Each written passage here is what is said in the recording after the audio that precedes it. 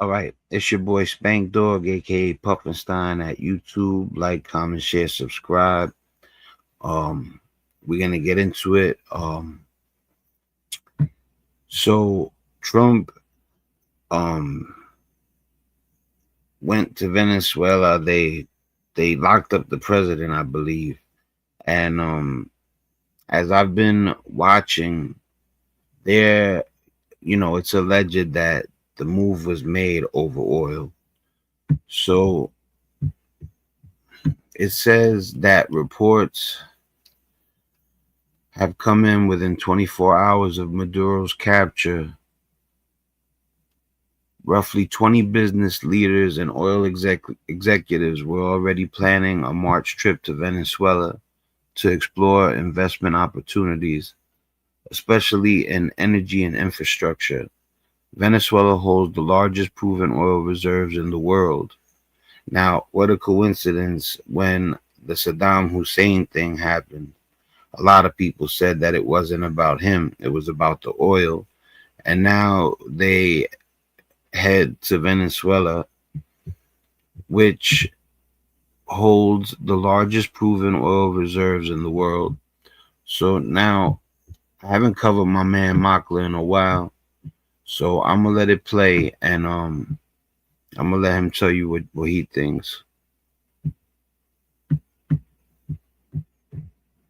All right, we have some breaking news. Less than 24 hours after Donald Trump militarily invaded Venezuela to capture Maduro, we already have business leaders and oil executives publicly planning an early 2026 trip to Venezuela to scout out what they perceive as potential riches. It's so simple. Every single time Republicans get into power, they do three things. First, they cut taxes for the richest. Second, they cut benefits for the most vulnerable. And third, they go to war for oil. Welcome to step 3, only this time it is not Bush doing it, it is Trump doing it. Add a little bit of election denialism and narcissism and fascism, and we're essentially just in Bush Part 2. This article reads, about 20 business leaders, including those from some of the top hedge funds and asset managers, are preparing to go on a March trip to Venezuela to look at investment opportunities there, including in energy and infrastructure.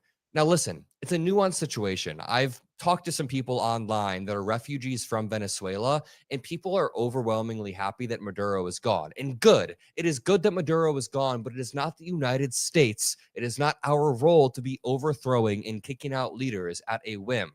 And also, You see what it is they locate a place that has tons of oil and has a bad guy for a leader, and then they pretend that they're going over there to stop the bad guy, but really, it comes with a bonus. You know what I'm saying? Or maybe that's the main target, allegedly. so the overthrowing of the regime is the easy part. That's the easiest part.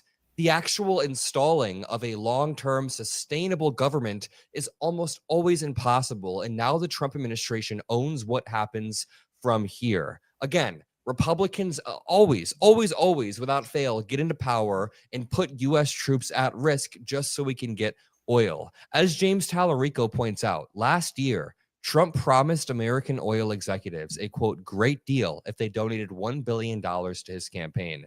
Today, he gave them Venezuela, home to the largest oil reserves in the world. It's too coincidental, people. This new war is not only illegal and reckless, but it is deeply corrupt. I did a lot of thinking this morning about this war. And I honestly don't think the average American cares about the legality of it. I mean, you and I care. We care that Donald Trump subverted both the Constitution and international law. But I think most Americans care more about this intuitive feeling of being backstabbed by an administration, just like they were during Bush. So I always test things out on my more apolitical friends because I do political messaging. So The administration's horrible. I've never seen nothing like it in my life.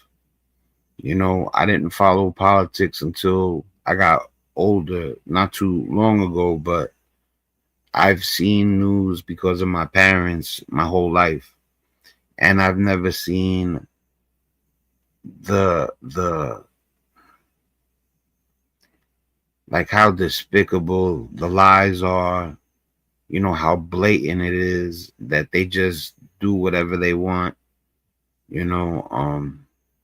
And now it's gotten to the point where it's Iraq Part 2, you know, it seems. I'll talk to my friends from high school or whatever. Nobody really cares about the legality of these strikes. They care about a few things. First of all, being betrayed by this administration that said they wouldn't start any new wars. And secondly, being betrayed by an administration for oil. Once again, I mean, even people my age who didn't quite live through, we weren't quite paying attention during the 2000s and the Middle Eastern wars because we were like 6 years old. Even we understand at an intuitive level that the government lies for oil. And this is such a glaring example of that. The New York Times says, while Mr. Trump said little about how the United States would be, quote, running Venezuela, he insisted it, quote, won't cost us anything because American oil companies would rebuild the energy infrastructure in Venezuela, which holds vast reserves of oil. Quote, we are going to run the country right. It's going to make a lot of money. What could possibly... It's too coincidental, people. Come on, use your brains. Let me tell you something. Whether you're a Democrat, a Republican, a person who takes neither side, um, liberal, independent, whatever you want to call it, you know what's up. You know what's going on. Possibly go wrong with the United States initiating regime change, taking control of a country, and trying to steal its oil? Let me show you this clip of Donald Trump describing, not in a very detailed way, how we are going to be running Venezuela. We're going to run the country until such time as we can do a safe, proper, and judicious transition. So we don't want to be involved with having somebody else get in, and we have the same situation that we had for the last long period of years. So we are going to run the country until such time as we can do a safe, proper, and judicious transition. Now, to add on to this, Maduro's... You know, he came in here talking about annexing Canada, taking Greenland. Well, he settled for Venezuela, especially since it has so much oil.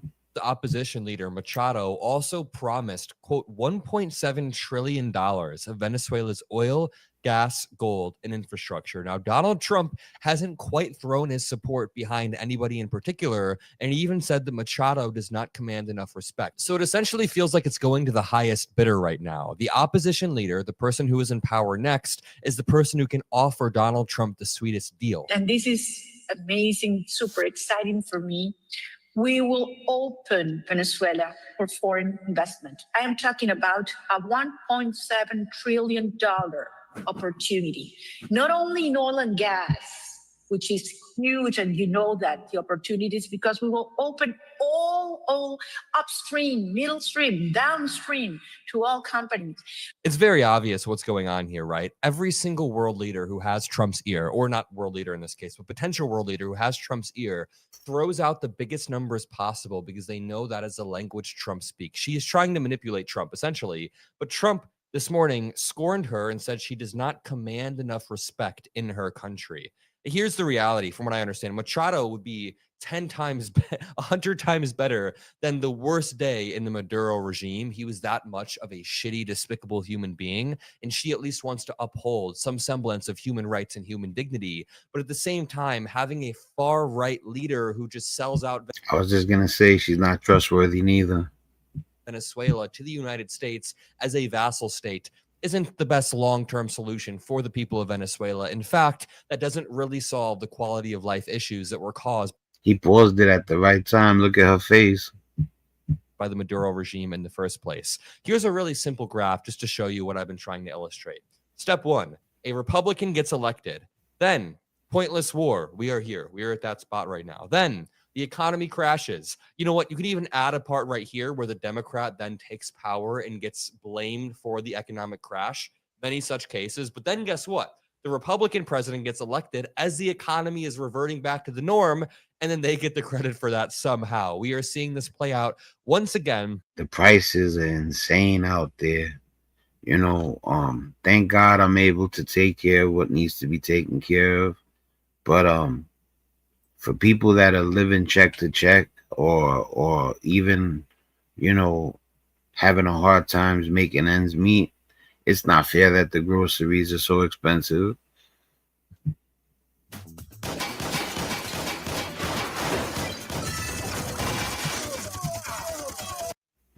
Let me loop back around to this Wall Street Journal article that describes how business leaders and executives are now going to be taking trips to Venezuela. Some on Wall Street are already considering possible investment opportunities in Venezuela following the capture of Nicolas Maduro, according to Charles Myers, chairman of the consulting firm Signum Global Advisors and a former head of investment advisory firm Evercore.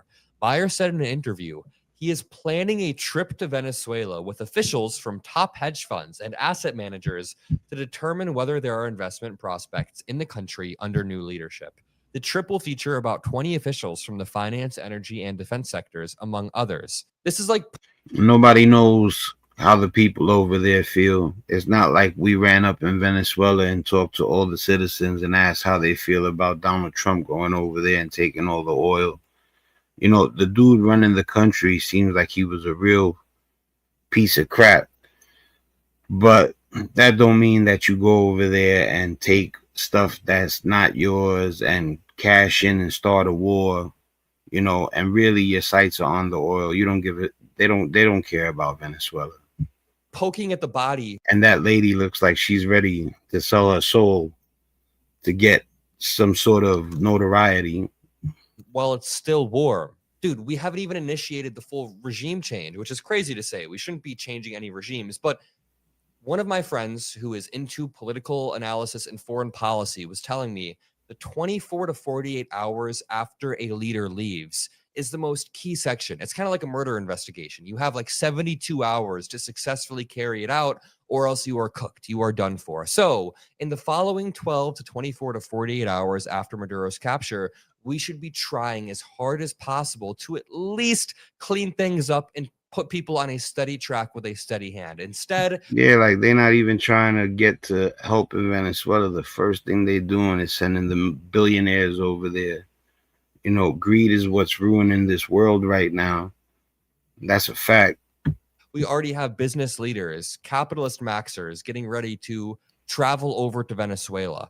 The trip will feature about 20 officials. The tentative plan is for the group to travel to Venezuela in March and meet with new government, including the new president, finance minister, energy minister, economy minister, head of the central bank, and Caracas Stock Exchange. And if this feels icky to you for some reason, it's because it is. Donald Trump is doing this under the veil of protecting American interests for drugs. You know, honestly, every single Republican has gone on TV today and given different answers. Trump at one point admitted this was for oil, but then Marco Rubio came after and said this was actually to stop the drug flow. But then Pete Hegseth says this is actually because Maduro is terrible. And then Marco Rubio backs that up. They've given 10 different reasons. But, You know, Trump ain't too bright. You know, he came right out and said it. you know, business leaders aren't confused. Republicans may be confused on TV on a daily basis, but the business leaders, they know exactly what they need to be doing in this moment. Here's Trump telling us the reason for this invasion before it happened months He's a piggy. He's a piggy. ago. But we're buying oil from Venezuela. When I left, Venezuela was ready to collapse. We would have taken it over. We would have gotten all that oil. It would have been right next door. But now we're buying oil from Venezuela, so we're making a dictator very rich. Can you believe this? Nobody can believe How did this guy get into office? it. They really thought we weren't going to see this. I don't know why he went into Venezuela. There it is. Listen, man. Big shout out to Adam Mockler. Let me make sure to drop a like. I'm already subscribed.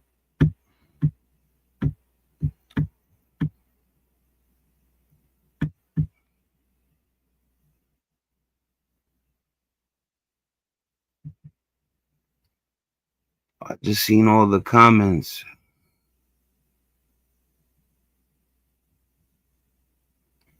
Capitalism's what's ruining the world. Capitalism's the reason people like Elon Musk and Jeff Bezos and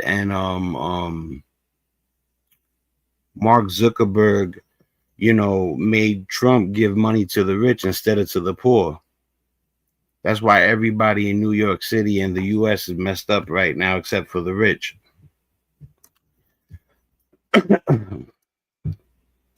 Anyway, I respect what you got to say, Tommy Guns. Listen, it's your boy Spank Dog, man. Much love. I'm out of here. I just came on here real quick to talk about Venezuela. Have a good morning.